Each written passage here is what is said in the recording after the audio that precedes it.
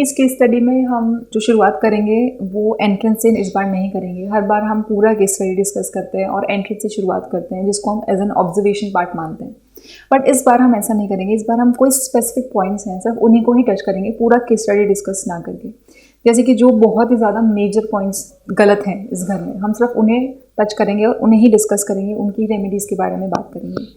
अगर हम इस पूरे स्ट्रक्चर को देखें, इस पूरी केस स्टडी, उस पूरे मैप को देखें, इसमें डायरेक्शंस ऑलरेडी प्लॉटेड है।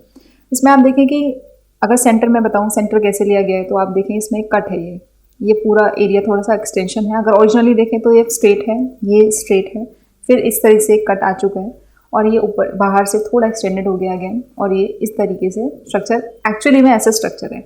अब इसमें हमें सेंटर लेने के लिए इसको इक्वल करना पड़ता है, ये आप बहुत सारी केस स्टडीज़ में देखकर पता है आपको।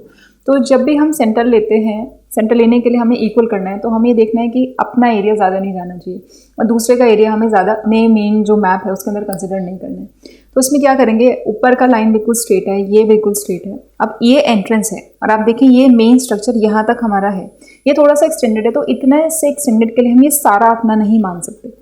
तो इसमें हमने क्या किया कि हमने इसको, जो इसका ये वाला वॉल है जो इसमें यहाँ तक आ रहा है, इसको हमने आगे तक थोड़ा एक्सटेंड किया है और इसको यहाँ से ज्वाइन किया है। जो आप डॉटेड लाइन देख रहे हैं वो यही है। तो हमारा इतना एरिया, ये एरिया इक्वल हो चुका है, नीचे का बेस भी इक्वल हो चुका है। अब ये एरिया जो आपने देखा कि हमने अगर यहाँ तक कंसिडर किया है, तो ये थोड़ा सा एक्सटेंडेड हो जाएगा, क्योंकि हमने सेंटर लेने के लिए नीचे तक कंसिडर नहीं किया है।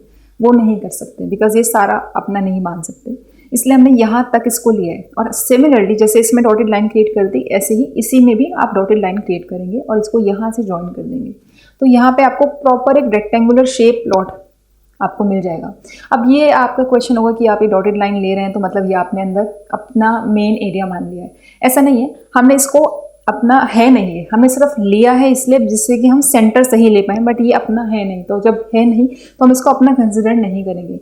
ये हमारे लिए एज अ कट है, आप दोनों साइड से देखें, ये हमारे लिए एज अ कट है।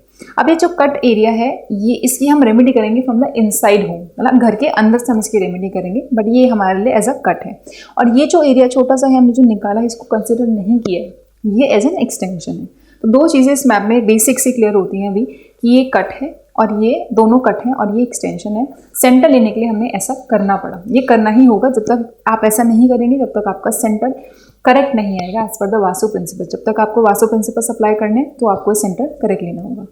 सेंटर लेने के बाद आप, मैंने जैसे बोला कि केस स्टडी में हम मेन पॉइंट्स को ही टच करेंगे, एक एक एरिया को नहीं देखेंगे इस बार।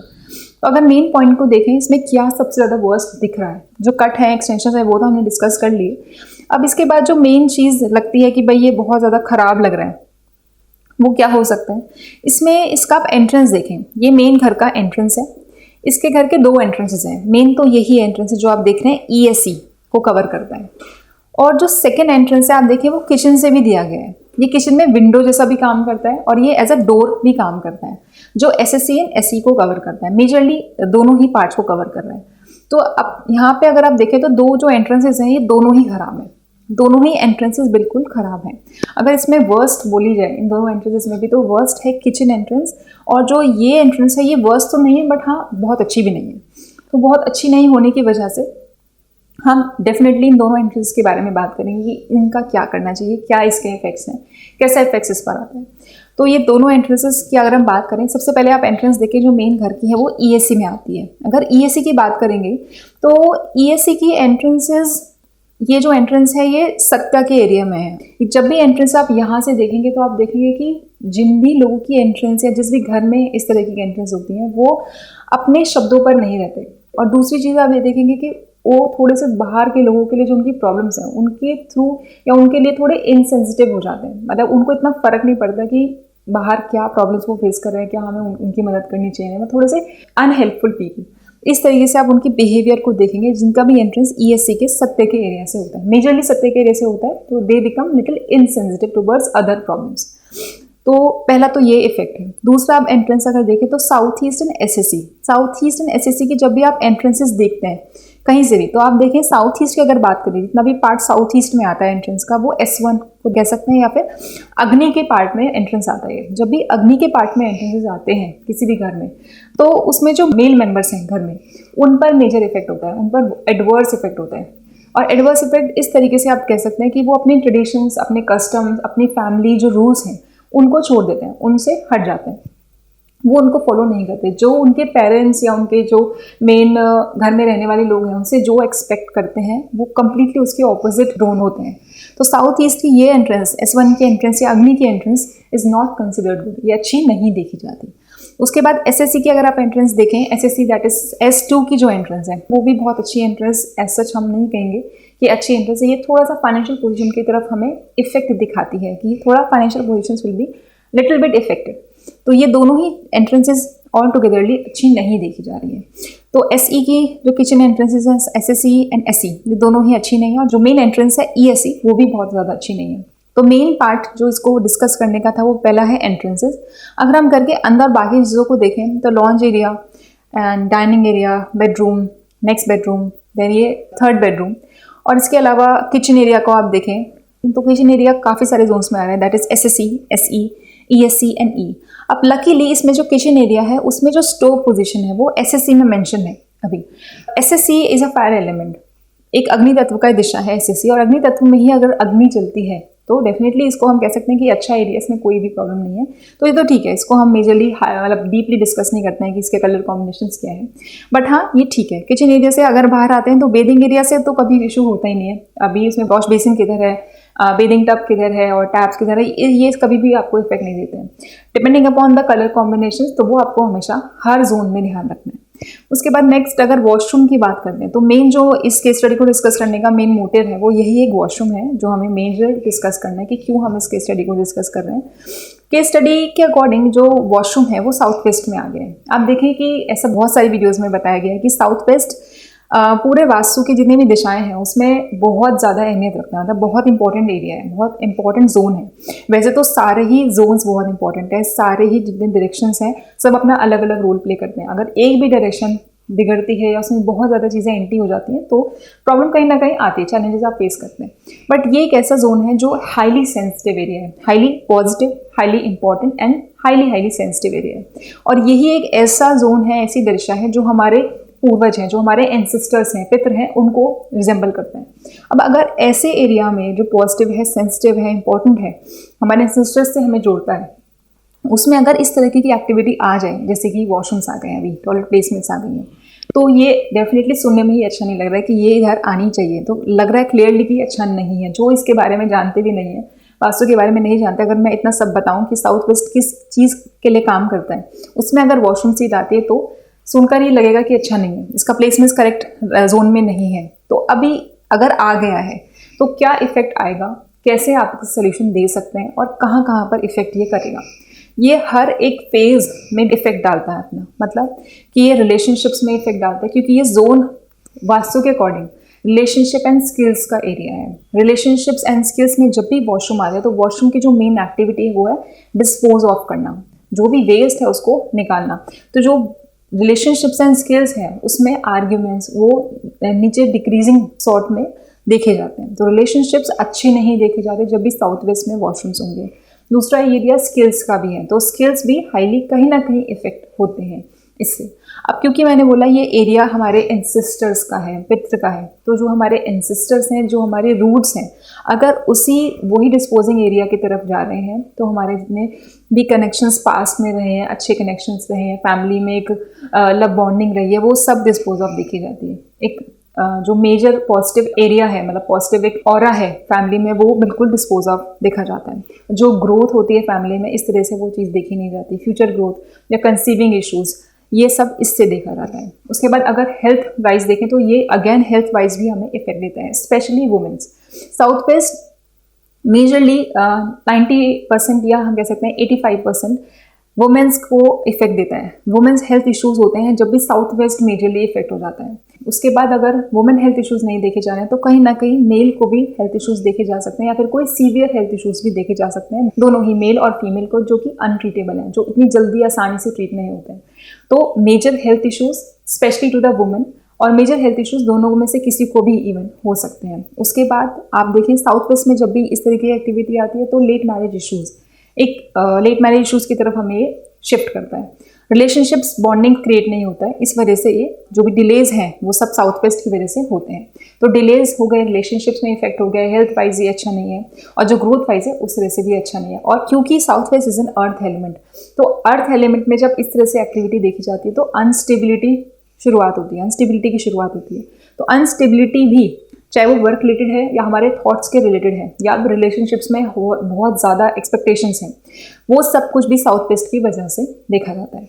तो साउथ वेस्ट बहुत ज़्यादा इंपॉर्टेंट एरिया है जिसमें इस तरह की एक्टिविटीज़ कभी भी प्लान आउट नहीं करनी चाहिए। ये साउथ वेस्ट में आप जो चीज़ें प्लान आउट कर सकते हैं, नेगेटिव चीज़ों के अलावा आप सभी चीज़ें प्लान आउट कर सकते हैं। और ये एक ऐसा जोन है जहाँ पर कह सकते हैं 70% रेमेडी काम नहीं करती, ओनली 30%। अगर बाकी सब कुछ बहुत अच्छा है, यहीं पर ही सिर्फ एक वॉशरूम है जो मेजर प्रॉब्लम दे रहा है, तो बेटर है कि आप इसे शिफ्ट करें, कहीं और शिफ्ट करें जहाँ इसकी राइट प्लेस है। यहाँ पर कभी भी वॉशरूम्स को प्लान नहीं करिए। आप बेदिंग एरियाज को प्लान कर सकते हैं, बट वॉशरूम की seats, commode seats, clutter, dustbin, negative चीज़ें, सेप्टिक टैंक्स, ये सब कभी प्लान नहीं करिए। साउथ वेस्ट में से हमेशा उसको शिफ्ट करिए।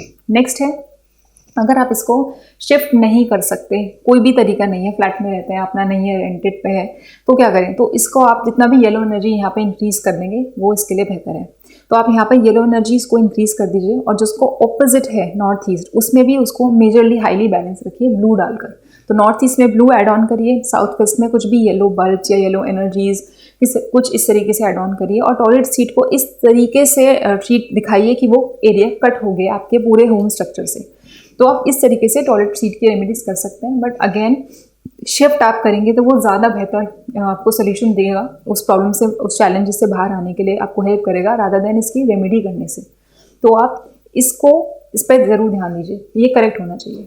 सो साउथ वेस्ट आपने देखा कि इस तरीके से हम ट्रीट कर सकते हैं, और रादर देन इसका ट्रीट करने से बहुत अच्छा है कि आप इसे शिफ्ट कर लें। अगर कोई भी एक्टिविटी आप अपने घर में या आप कोई वास्तु में चेक कर रहे हैं अपने प्लान्स को, तो इसमें अगर ऐसी एक्टिविटी देखने को मिलती है तो डेफिनेटली यू शिफ्ट दैट, वो ज़्यादा बेहतर है।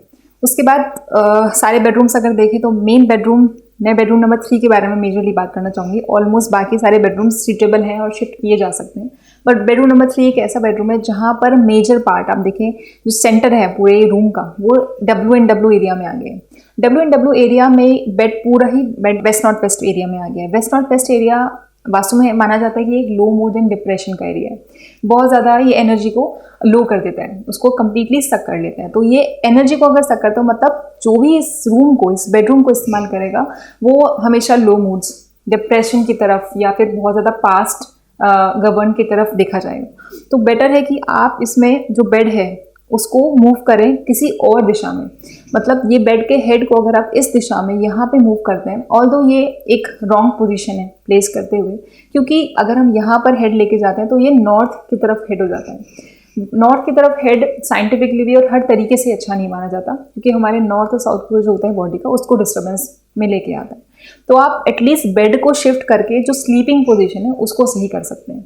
स्लीपिंग पोजीशंस को कैसे सही करेंगे? आप अगर बेड का हेड इस वॉल की तरफ लेके आते हैं तो बेड जो है प्रॉपर वो काफ़ी हद तक नॉर्थ वेस्ट में आ जाएगा। नॉर्थ वेस्ट एक ओके एरिया है, मतलब उसमें कुछ भी ऐसा नहीं है कि लो मूड्स, डिप्रेशन या कोई नेगेटिव चीज़ उसमें इन्वॉल्व है। अब यहाँ पर बेड लाने के बाद आप जो स्लीपिंग पोजीशन है उसको ईस्ट की तरफ मूव कर दीजिए, क्योंकि नॉर्थ की तरफ तो आप यूज़ नहीं कर सकते।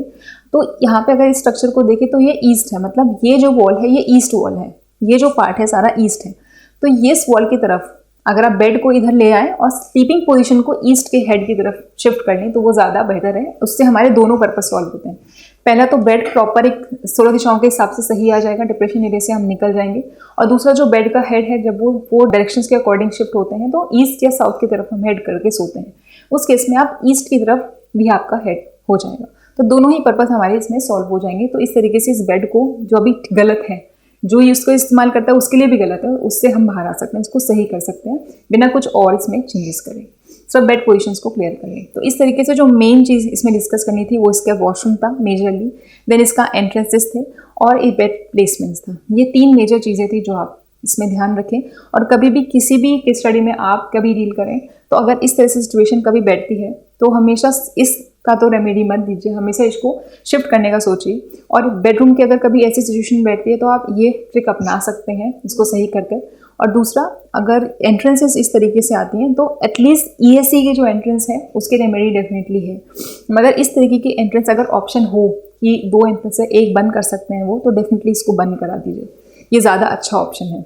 और इसकी आप रेमेडी कर दीजिए adding some green to it, मतलब कुछ ऐसा ऐड ऑन करिए कि यहाँ पे ग्रीन आ जाए, तो आप इसकी रेमेडी कर सकते हैं। तो इस तरीके से पूरा केस स्टडी आपने देखा कि रेमेडी कैसे करना है और जो मेजर चीज़ें हैं जो बहुत ही ज़्यादा गलत है उसको आपको ठीक कैसे करना है।